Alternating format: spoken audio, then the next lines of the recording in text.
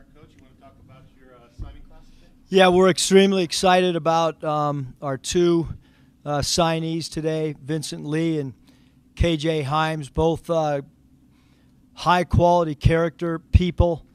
You know, the thing that we're most excited about is how excited both of these incoming freshmen will be to be a part of the Nevada basketball family. Size is something that we targeted, you know, as a big need going into next year. And, you know, we feel like both these guys are going to be help us in a lot of different areas, both on the floor and off the floor. And when you look at other incoming freshmen that we've had, and Lindsey Drew and Cam Oliver and Josh Hall, you know, we feel that KJ and Vincent are going to be able to give us that same type of impact as well. Great question. Are you noticing off of the success you've been having here as some more doors are opening for you on the recruiting trail? I think our current coaching staff did a great job. We had a very, very, very, very small group of players that we recruited in this class, and we were fortunate to get two of our top guys. We didn't have a whole group of guys. We wanted two, and that's the number that we got. And so we're really excited, especially to get two players with such great size. One can play a power forward, the other can play the power forward or the center, and both were heavily recruited. So, but I think that the biggest selling point was with both KJ and Vincent was when they came on campus and they were around our players. Our own guys really sold what our program's all about and the work ethic that our guys have and so forth. Is it important for you to get some high school kids, and then obviously you guys have done great with the transfer? Yep. Get some youth involved as well. You know, I think it's important that we have really good student athletes that are, you know, that get their degrees and we win basketball games. And today's world is much, much different. You know, freshmen are great to get, and so are transfers. And, you know, in year one here, we got what we consider two of the best freshmen in the whole West Coast in Cam Oliver and Lindsey Drew, and we did that in a really, really short window. Right when we got the job, we got here late, and they were two all-conference players as far as all-freshman team.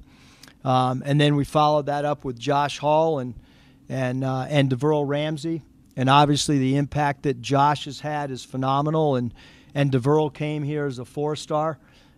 He did great in the classroom, didn't get the minutes that he wanted, which happens with freshmen when they're on good teams.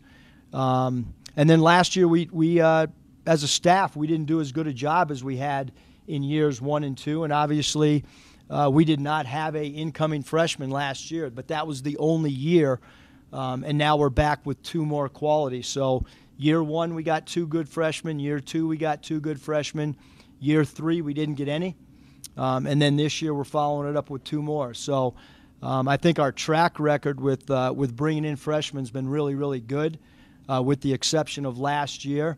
And, you know, I think both these guys are, you know, over time are really, really going to be big impact players, again, because of their position. And it's hard to, you know, it's hard to get bigs, especially incoming freshman bigs. And the one thing we talked about since day one is, you know, how can we win over a sustainable amount of time, not just 1 year, not just 2 years, but win in year 1, win in year 2, win in year 3. It doesn't mean winning the conference every year, but it means being one of the top 4 teams in the conference, one of the top 2 or 3 teams every single year. And that's the plan, and that so far it's come to fruition. We'll see what happens this year. Can you break down each of their skill sets and then what intrigued you about just their physical skills? Yeah, I mean, KJ Himes at his size can really, really face up and shoot the basketball. He can make shots up to college three-point area, and he's really skilled with great low post moves. Can turn over either shoulder. And he's a guy that you can play out on the floor at his size at the elbow area because he's a really good passer, has a really high basketball IQ. And then Vincent Lee is just a workhorse. I mean, he's a guy that is an unbelievable loose ball getter, very, very physical, excellent rebounder, both offensively, rebounding-wise, and also defensively rebounding. And then a guy who can make shots up to 15 feet. And one of the areas that we want him to really work on this year is improving his three-point shooting. We've talked about it. He shot a pretty good percentage. He just hasn't taken a lot of them. And so those basically what those two guys are going to give us is interior help, physicality, size, length. KJ's a really good shot blocker, which obviously is something that we're missing this year. And then, I think that Vincent fits in with the type of players that have been successful here with us, guys that are really physically tough, mentally tough, get loose balls. He fits into that mold of guys that have produced and played a lot of minutes for us. Where does this leave you as far as the late period scholarship-wise and maybe what you're looking for? Yeah, I mean, I think we have one scholarship right now, and we'll be patient with that.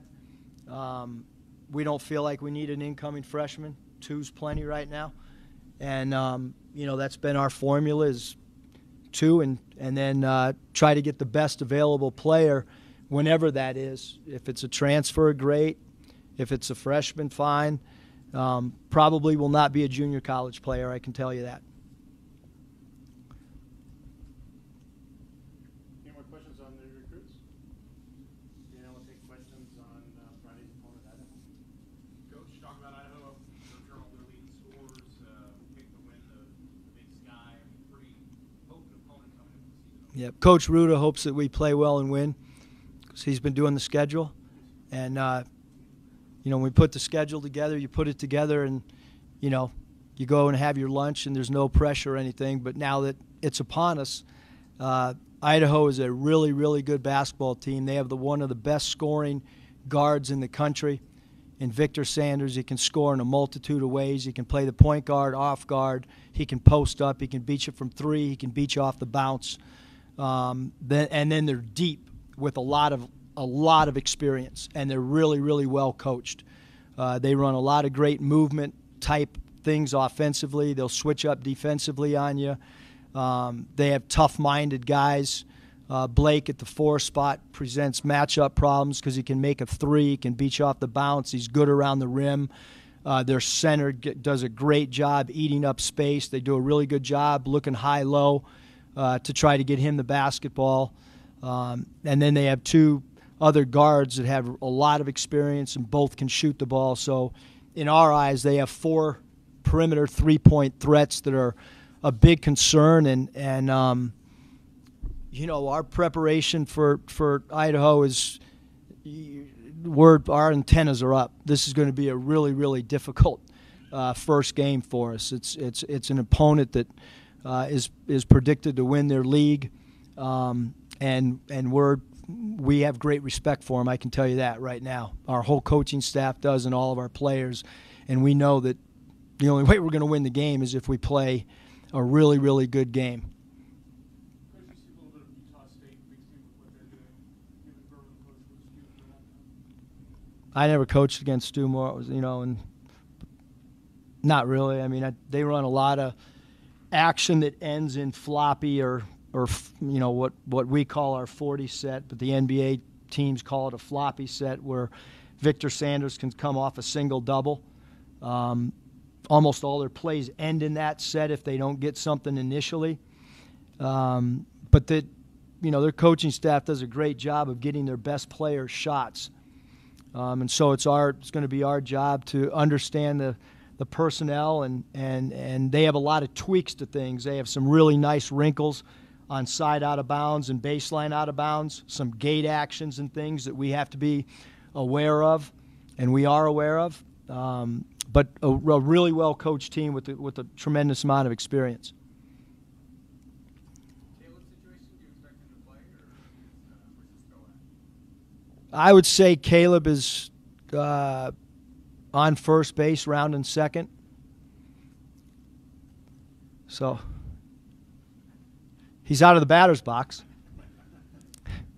But, you know, he went through about half a practice yesterday.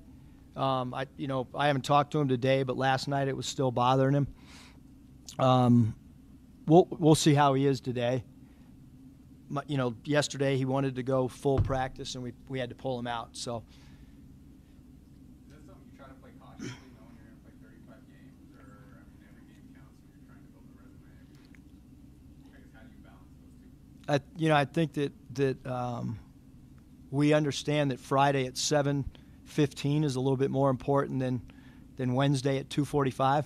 So I would say that, you know, right now we're being, you know, cautious, but we do, you know, one thing that we're, you know, concerned with is just rhythm, because he's missed so much, and then his confidence. You know, when you're not able to practice all the time, there's concern about, you know, getting his rhythm, and he's certainly going to be better in a month from now than he is, you know, Friday night.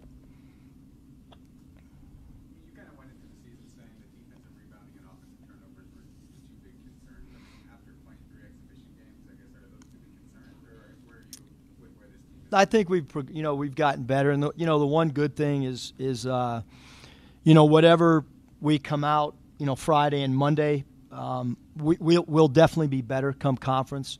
There's a lot of teams that stay stagnant or don't get better as the year progressed. We feel overly confident that we'll continue to get better and better as the year goes on. We have not been great in our first 2 years. We've not been great coming out the first week of the season. Hopefully we're better this year than we were in years 1 and 2. But through the course of the season, we'll figure out who our go-to players are and figure out what our go-to plays are late in game. And we've done a really good job taking care of the ball lately, and done an excellent job of making the extra pass. That's been a big theme for us all year, all preseason, is pass up a good shot for a great shot. And even yesterday in practice, I mean, when we were skeleton / dry running / running our playbook sets, there was 4 or 5 extra passes, which was really neat to see. Again, even with no defense in a skeleton situation. So we hope to continue with that theme of moving the ball. Your schedule is really interesting. I mean, you basically play a game like every 2 days. I think you compared it to an NBA schedule, or like, when we were talking before practice started. I mean, does that concern you at all, or do you feel like playing so many games, you know, in the non-conference will help you guys? Yeah, I mean, I think that you know, when we talked about adding 2 extra games, it sounded real good, and you know, I was looking at it over the course of a full season, but then when you start looking at it over a small sample size of just non-conference and, you know, basically 8 weeks, it's a lot of games. And then you add in the fact during finals you have a week where you're not playing. It's an overly challenging schedule for sure. You know, we just hope that that'll prepare us for Mountain West play. And I think the road games we play and going against the caliber of coaches that we're going against, you know, that it will really get us ready for conference. Any more questions? Thanks, Coach. Thanks, guys.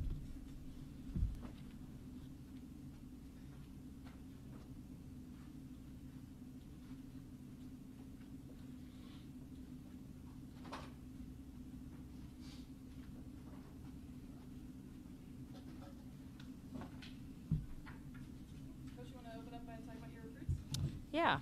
How much time do you guys have? Because we have several. So, we have 5 NLIs back so far. We're expecting one more later in the day. Unfortunately, we can't comment on her until we get it back. But the 5 that we have back, we're really excited about. One of our goals in the 2018 class was just to get a little more athletic, especially on the perimeter.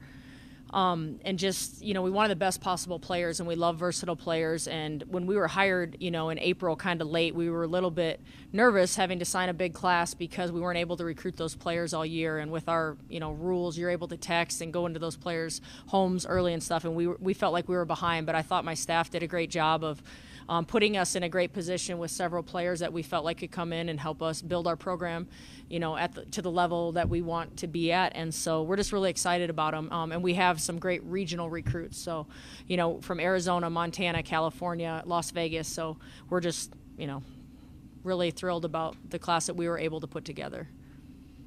I guess one of the good things is a lot of returners coming back immediately, but it poses a problem to get right on the recruiting trail. Yeah, we didn't sign anybody for this year. When we got here, we looked at a ton of players, but if we didn't feel like they were going to help us in 2 years, we just passed on them. And so we, signing 6, that's a huge freshman class, but we feel like every single one of these players can come in and make an immediate impact in our program. And we'll be graduating 4 players that are going to play a huge role for us this year in Timo, Tage, Ashley, and Haley. And then, we'll have 4 juniors the following year that we'll be graduating. So we have, a big hole to fill. And the 2 posts we have coming in, Kaylee Oliverson and Emma Torbert, we feel like that they can come in and really learn from Kristen Dirth and AJ and Teray on our team, but also be able to contribute quite a bit right away. But they're not going to have to carry a huge load. And the guards that we are signing, we're going to expect them to come in and kind of, help us play fast, give us some more depth at the guard position. And like I said, we expect all of them to make an immediate impact for us. Is there one player in this class that kind of jumps out that you kind of felt lucky you were able to get, or maybe going up against some larger programs? Honestly, all of them, we competed against great programs to get every single one of these players. It wasn't like we were a shoo-in or their only option, and I thought, like I said, my staff did a great job of building relationships with all the key players in their decision-making process. And, all of them had great choices besides Nevada. And not only did we sell women's basketball, we were able to sell our academics in the city of Reno and the great community support that we have that rallies around both the men's program and our program. When do you expect that 6? Are you just waiting for today? Just waiting, hopefully it'll come in today, but. Was it hard to not really pick anybody in the last class just because you want to get as much talent in as quickly as possible to be disciplined and kind of wait for somebody to be more impactful? Yeah, we watched a lot of film, and it's like, what do we have? And, Jaden Camario sat out last year, so you didn't really know what they could do. So obviously being able to work with them in the spring and the summer, we were able to see like we had more perimeter depth than we initially thought. So I wouldn't say it was hard because we were really focused on could they help us, compete for a championship this year? Could they come in and beat out some of the players in our program? And could they be a great teammate and do all the other intangible stuff that we expect from the players in our program? And we didn't feel like anybody that came across our radar really fit the bill of any of that stuff. So we just passed. Where does this leave you for the late period? Is this 6 and then done, or is it more? Probably in the freshman class. Mus was saying, 2 is plenty. Well, we have 6. So I think we would definitely be open to a junior college transfer or even a 4-year transfer or a grad transfer. Again, though, it's got to be somebody that can really come in and help us immediately. So we are recruiting some kids like junior college level that we're talking to now that we feel, again, will give us a little more depth at some of these positions. But it's got to be the right fit. And with the programs that I've been a part of that we've been able to build it, over time and sustain it. We've done it with players that you recruit, you build a relationship with, you bring them in, you develop them, and they stay. And they get better in your program, and then it sustains for a longer time. So we weren't trying to get quick fixes, that we weren't sure how they would work out. So for us, this is a great, solid first class, and, now we're able to focus in on the 19s and just keep building this puzzle. It seems like the first class for first-year coaches, the first full class is kind of a big one, and this is Yeah. 50% of your scholarships. How important is this class for the future of your program? It's huge. When we called these players, we said, you guys are going to be the meat and potatoes of this program, if you're comparing it to a dinner, I guess. But they're going to be a huge part of what this program looks like 5 years from now. So they are going to be everything that we build around. Like I said, all these players can make an impact and compete right away for minutes on our team. We joke that we wish they could come in right now and help us because all of them I feel like could help us in some way this season. But they are going to be who we build around. It's okay, who fits with this group after next year. So they're huge, and I think they're excited about the opportunity to come in and make an impact right away. And also as coaches, we're really telling them how hard it's going to be. They have a lot to come in and kind of meet the standards of. It's not going to be you just come in and take your time. And it's no, we've told them coming in this is going to be really hard, and it's going to be a lot of hard work. And I think they're excited about that challenge. Any other questions about the signing class? Questions about the season opener? It's going to be a great challenge. They were undefeated in their preseason schedule last year. They have a big size advantage on us. You know, they have 6'6", 6'5", 6'4", a little bit of a size advantage at their, third guard spot on the perimeter. So for us, it's a matter of, following our game plan. Like if we just let them come out and execute and play over the top of us, it's going to be a really long night. And then I know that they want to play a little more aggressive. They were very aggressive defensively in the preseason last year, so I feel like we have to be able to handle their pressure, and just that environment of being on the road in a first real game. And it's a doubleheader with their men, so we expect them to have a large crowd. It's going to be loud, and so I really want our team to be able to handle all the other stuff beyond basketball and kind of just stick together and follow our game plan. So we'll see. I think it's a great opportunity to see how we kind of stack up against a Pac-12 school that played in the postseason in the NIT last year, and kind of see where we're at. You've also got Oregon State, which is in the Pac-12 last year. And Yeah. obviously very, very good. Yeah. What are your thoughts on the non-conference schedule? And what do Yeah, you wanna- it's really tough, and I think for our team, we've been really trying to prepare them for like worst case scenario all the time, create as much chaos and adversity in practice as we can, because those games are not going to be like a run through the park, So I think it's great in terms of just kind of seeing where we stack up with those guys. And I think it's great for us coaches to kind of like game plan for that and see if we can find a way. Maybe we're a little bit undersized, maybe we're a little something that they're not, and figure out a way to overcome those things and give ourselves an advantage. And at the same time, for our team, I just really want them in the preseason to keep coming back hungry every day, keep trying to get better. I really want us to stay healthy and grow and learn and just be ready for our conference schedule, because I feel like if we can battle and keep getting better through this preseason schedule that's really tough, I think, when we get into league play, it's anybody's game. Our team wasn't that far away last year.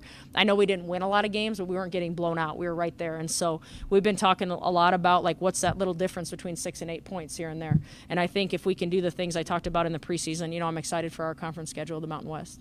How excited are you to see how your team's going to do after 6 months of hard work? I'm excited, but as a coach, you always want more time. You think, oh gosh, are we ready? Are we this? And the only way you really find out is to go play. And so I think sometimes as coaches, we just need to relax and trust the preparation that we've put our team through and let them go out and give them a little freedom in the game to just, make mistakes, play through them, bounce back, and, see how they handle everything. Any other questions? Thank you, everyone. Thanks, guys.